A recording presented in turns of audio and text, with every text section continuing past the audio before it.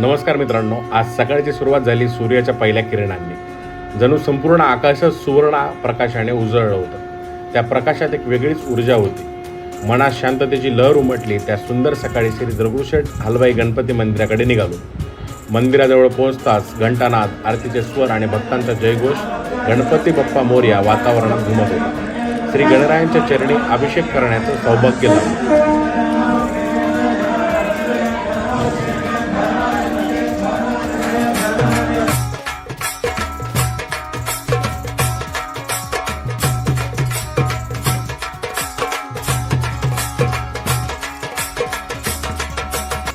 बाप्पांची आरती केल्यानंतर बाप्पांचे तेजस्वी रूप पाहताना मनातील सगळा ताण वितळून गेला। वाटलं विघ्नहर्ता बाप्पा फक्त इच्छा पूर्ण करत नाही, तो मनालाही शांतता आणि समाधान देतो। लगतच श्री स्वामी समर्थांचं मंदिर आहे। स्वामींच्या या मूर्तीसमोर उभं राहिल्यावर जणू मनात नवी शक्ती संचारली। श्री स्वामी समर्थ या नावातच दिव्य कंपन आहे, जे थकलेले मन पुन्हा ऊर्जेने भरून टाकतं। स्वामींच्या दर्शनानंतर दुर्गा सप्तशती ग्रंथ विकत घेतला।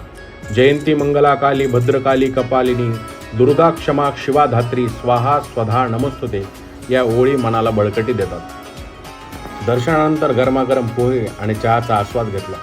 धनत्रयोदशीच्या दिवशी एवढी सुंदर सकाळ अनुभवायला मिळाली।